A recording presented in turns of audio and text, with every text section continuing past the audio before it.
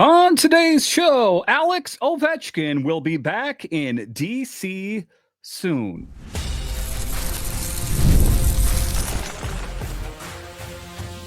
Your Locked On Capitals, your daily podcast on the Washington Capitals. Part of the Locked On Podcast Network. Your team every day. Well, hello and welcome into this edition of Locked On Capitals, part of the Locked On Podcast Network, your team every day. My name is Dan Holney. I've covered the Capitals for the past 3 seasons for Locked On and various other outlets before that. I'm also the host of the weekly show called The Capitals Minute Cast, available wherever you find your podcasts. And as always, I want to thank you for making this your first listen of the day. Today's episode is brought to you by our friends at FanDuel. Football season is around the corner. Visit the FanDuel app today and start planning your future bets now. So in this edition of Locked On Capitals, we talk about the 7th defender. As we know, Alex Alexeyev is out. He is playing for the rival Penguins. Who is the 7th defender? I'll talk about that a bit later. We'll talk about what is next for the Capitals. Big picture, 30,000-foot view. What can we expect from the Hershey Bears? John Carlson, Alex Ovechkin. I'll break it all down. But just to get it going here, talking about Alex Ovechkin will be back in D.C. soon. Yes, a true harbinger of the fall and the hockey season is that Alex Ovechkin will be returning to D.C. real soon. In September is what is being said there. And the feeling of fall is in the air, even though it is early-ish. In August, just hearing the chatter, the rumblings of the players showing up at MedStar. And the biggest piece, of course, Alex Ovechkin going into his 40th year on this planet and his 21st season as a Capital. There are a lot of expectations. So let's break down the latest with Alex Ovechkin and what he's been up to this summer here. And the GOAT, I think we can call Alex Ovechkin the GOAT of the NHL, or the Capitals anyway. He is set to return to the Capitals in early September. We don't have the official start of training camp yet, but just knowing that these players are trickling in and Alex Ovechkin in September, the feeling of this team has a chip on its shoulder and it wants to hit the ground running. I don't think they have forgotten about being eliminated in the second round of the playoffs, even though there was high hopes, winning the Eastern Conference, winning the Metro. But when it came to facing a team like the Carolina Hurricanes, they didn't just have enough. And the preseason, yeah, I'm talking about the preseason. It's getting me excited already. September 21st. So you'll want to circle that. And, like I said off the top, there's a lot at stake. Alex Ovechkin, who's going to be 40 years old in September, is what can we expect to see from him in this coming season? Are we going to see a step back? Are we going to see a step forward? This could ostensibly be his last season in the NHL, but more specifically, his last season as a Capital. And every time someone asks him, like, what's next? He'll say, we'll see, which means this could be his last dance, or does this guy just keep playing, I don't know, until Sergei, his son, is ready to start playing. I don't think that's the case. I say that with hyperbole in that. But, if you listen or watch this show on a regular basis, if you are an everydayer, you know my thoughts on it, that it is my belief that this is going to be Alex Ovechkin's final season in the NHL. But hey, who knows? What if he gets close to some goals? He could make it interesting and keep us guessing. But when you take a look at him, what he's done, last season at 39 years old and going to be going into his 40th birthday here soon, he is still scoring. He still has the feeling of Alex Ovechkin back, let's say in 2010. And, just kind of to exemplify that. And when I say back in 2010, he was just a man on a mission. He was a goal scoring machine. And you think that there's going to be some depreciation. You think that there's going to be some steps back. But what we saw from Ovi last season is there was no steps back. If anything, he continues to keep defying odds and aging like a bottle of fine wine. And you take a look at last season, he missed 16 games with that fractured fibula. And that could have been curtains on his season. And I remember thinking back on that this isn't going according to the script. We had it all circled that he's going to catch and pass Gretzky, but now what? It appeared to be a knee injury at first. Still put up 44 goals. That's third in the NHL. 73 points in 65 games. And just casually passed Gretzky in April. 895 career goals. I mean, that's not just breaking the record, that's smashing it with a slap shot from the blue line. So big things. And, oftentimes, Alex Ovechkin doesn't like to talk a lot about himself or the future, really. And I think that the NHL media does a good job of taking care of that for him, but quite an accomplishment. And, going into this next season, I expect to see the best Alex Ovechkin at his age bracket as possible. And I don't mean to say that as a pejorative. I expect to see Alex Ovechkin as a man on a mission. If this is truly his last dance in the NHL, you better expect him to bring his A game. But, before we get ahead of ourselves and start talking about next season and what kind of player we're going to see, let's talk about this past summer, vintage Ovi. He is a hard worker during the regular season. We know that. Strict workout regimen. He never mails it in, is what I'm going to say. He is always invested. And this summer, vacation in Turkey, of course, because why not get some time off? Most of the off season in Moscow with his family.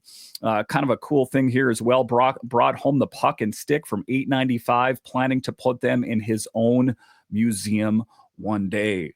So already the museum of Alex Ovechkin with some key pieces that will be added to that. But back in the U.S., he's all over the place.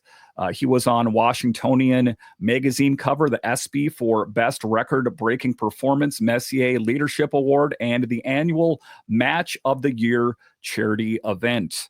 And I know that these are, extracurricular activities, but he is, he does get his time in relaxing, but he is a man that is in constant motion. And in that event, scores a goal. He operates a t-shirt cannon like a pro and gets gifted a free car.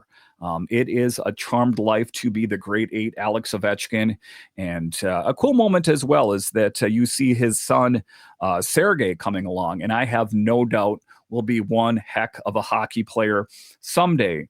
That by the time he's old enough to be playing pro hockey, talking about Alex Ovechkin will be in the far past, if you will. But Sergei at the Ovi Cup Gala match, Sergei ousted him 4 goals to Ovi's 1.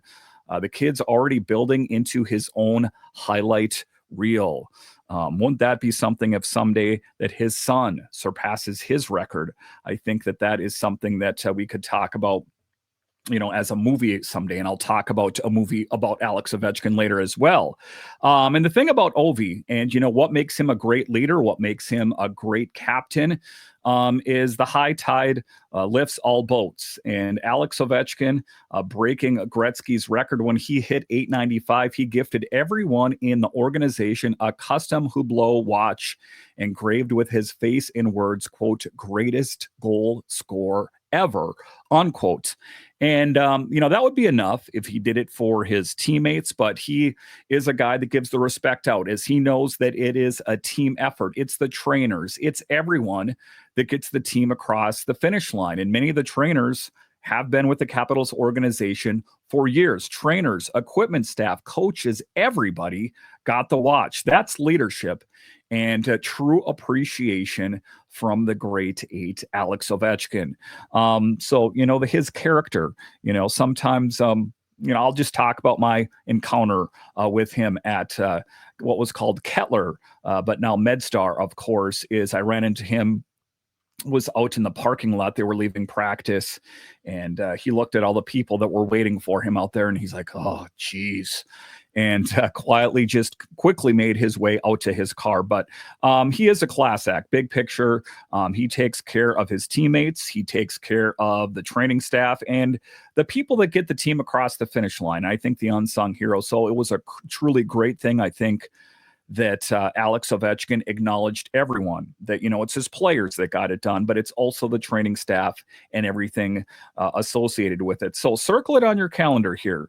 Early September, I guess, to make it a bit vague. We don't know the exact date, but early September is when he will be back in DC. And then, the wheels will be in motion for the Capitals 25-26 season. Let's go. All right. So coming up here after the break with Alex Alexeyev, going out to the Pittsburgh Penguins. Who is the Capitals' 7th defenseman? I'll break it all down straight ahead.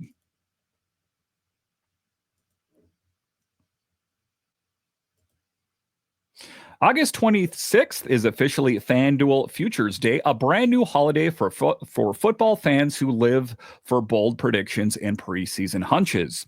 For just 24 hours, FanDuel is giving you deals on NFL season predictions. So whether you're calling your MVP, eyeing a long shot division winner, or ready to crown your Super Bowl champ before week 1 even kicks off, this is your moment. So with the NFL season ramping up, there is a lot of excitement. If you're a Commanders fan, if you're a Ravens fan, if you're a fan of whoever, and FanDuel makes getting into the football action that much greater. So visit the FanDuel app today and start planning your future bets now, because Futures Day is one day and one day only. FanDuel, play your game.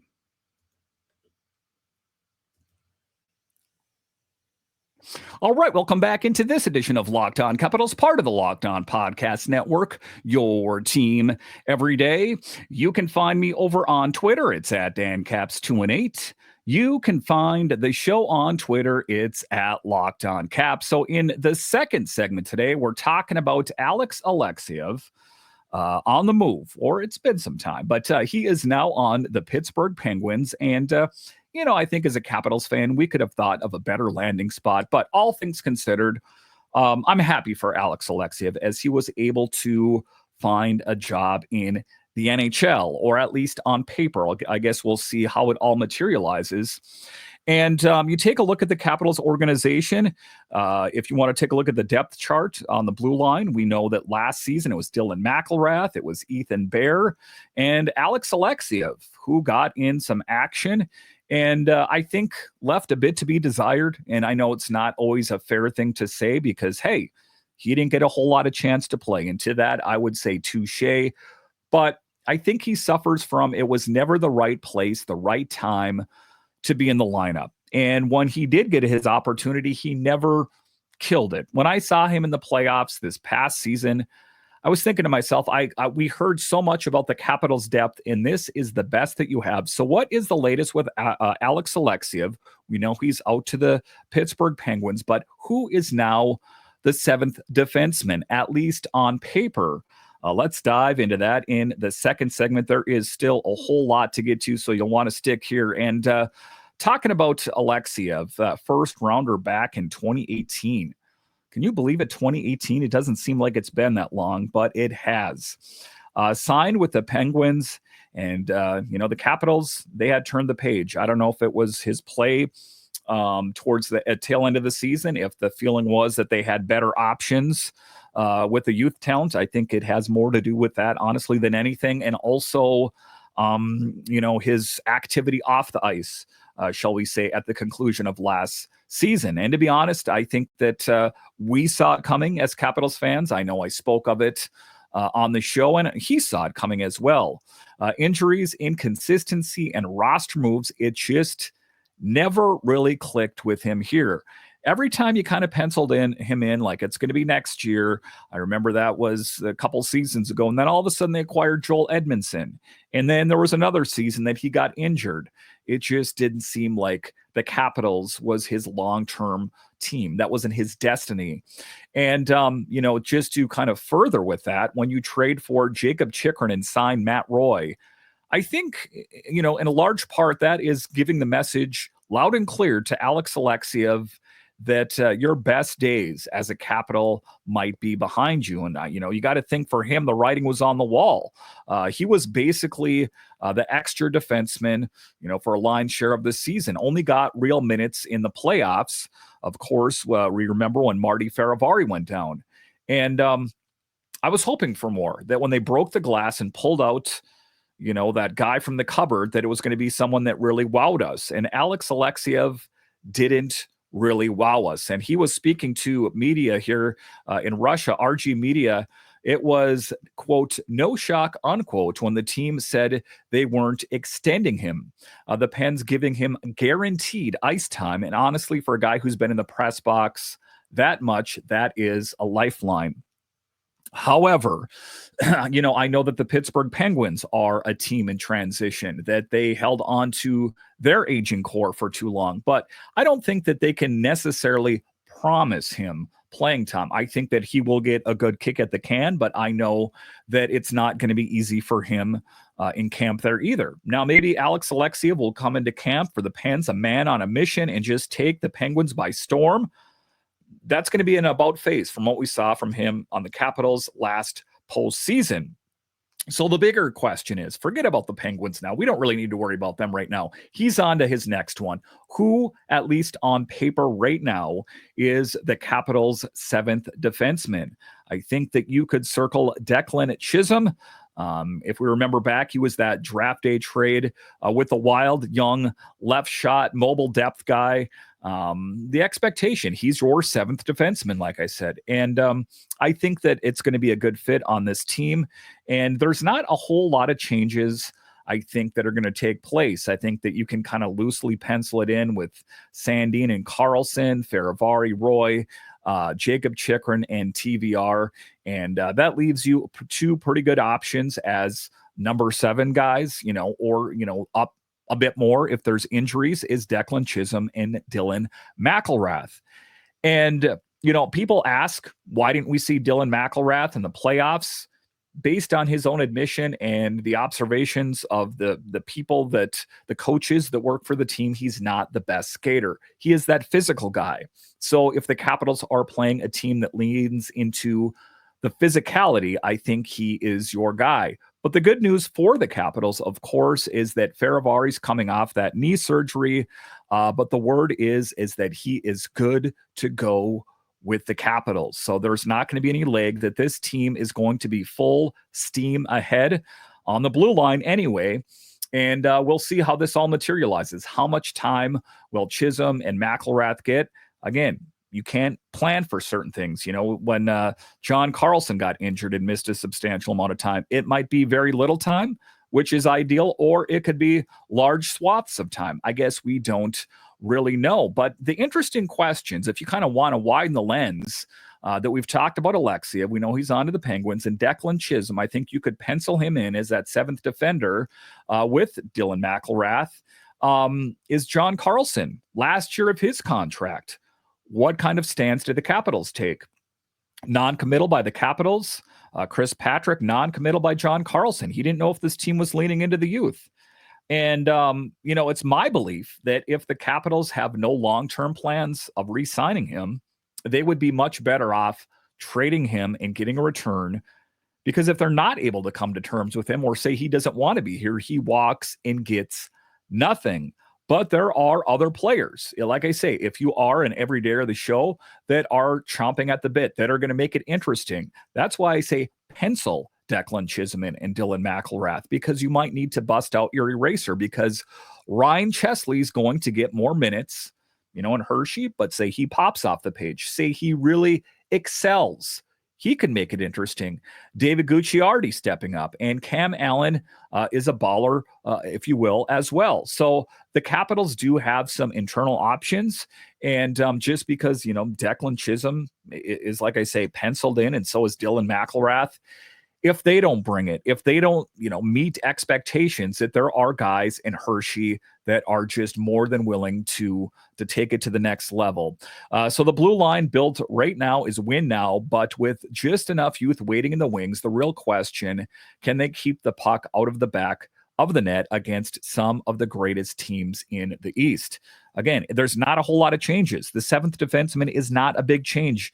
We didn't see Marty Ferravari in the lineup at the end of the season. So with him back in the mix, the Capitals are full go, and I'm completely confident. I'm above confident with the capability of this blue line out there next season. They knocked it out of the park all season last season, and I have no doubt that they will do that next season as well. All right, so coming up here after the break, what is next for the Capitals in the 25-26 season?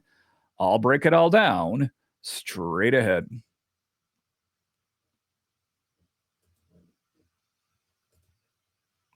You just realized your business needed to hire someone yesterday. How can you find amazing candidates fast? Easy. Just use Indeed when it comes to hiring. Indeed is all you need. Stop struggling to get your job post seen on other sites. Indeed sponsored job posts your post on the top of the page and help you reach the right candidates faster. And that's so important. I work in the HR at times, the hiring and the firing, and some people quit. You need to fill those roles. People turning in paper applications. It can be so confusing and so frustrating. We'll take all of that out of the equation with Indeed. And now you can speed up your hiring process with a $75 sponsored job credit. Just go to Indeed.com/lockedon right now and support our show by saying you heard about it on the Locked On Capitals podcast. Terms and conditions apply. Hiring Indeed is all you need. All right, welcome back into this edition of Locked On Capitals, part of the Locked On Podcast Network, your team every day. The best way that you can help grow the show is to subscribe to Locked On Capitals on YouTube and comment anything down below. So in the final segment of today's show, we're talking about what is next for the Capitals in the 25-26 season. What's up with some of the players? What kind of role are they going to take on? What did we see from them this summer here? That is what we're going to dive into in the final segment of the show, kind of the state of the Capitals, if you will. And, you take a look at last season, it went better than I think everyone thought. The feeling was going into last season that the so-called experts, the ones that know the team best, said that the Capitals would not make it to the playoffs. The last team to qualify the year before, they got lucky. Well, the first team to qualify last season, winning the Metro, winning the Eastern Conference, but quickly dispatched, if you will, by the Carolina Hurricanes, bouncing them out in the second round. But this is still a veteran core with a shot at another cup. Veteran laden, yes, but I think this team will also lean into the youth a bit more. And Ovi's goal for this year, quote, play well and try to win the Stanley Cup, unquote. Short, sweet, exactly what you want, your captain saying. Don't ask me every 5 minutes if I'm going to retire, because I've been asked questions like the last handful of years about when I'm going to catch Gretzky and when I'm going to do this and when I'm going to do that. Let's not pester him about his future. Let's just let Alex Ovechkin and the Capitals go about their business of winning games. But he is he's an entertainer, right? And there's already talk, about a documentary. Yandex in Russia is making one. They had the rights for him to do a documentary, but also the NHL is making one as well, which is, by the way, why Ovi's been off the interview circuit this summer. That I think by design, and I think in a lot of ways good for him, right? I think that, asking him, that's going to be the question, of course. Are you going to retire? Are you going to retire? So for him to be taken out of that interview circuit because for the greater good of the movie by the National Hockey League and Yandex over in Russia, it takes it off of him. Lets him free up his mind a little bit.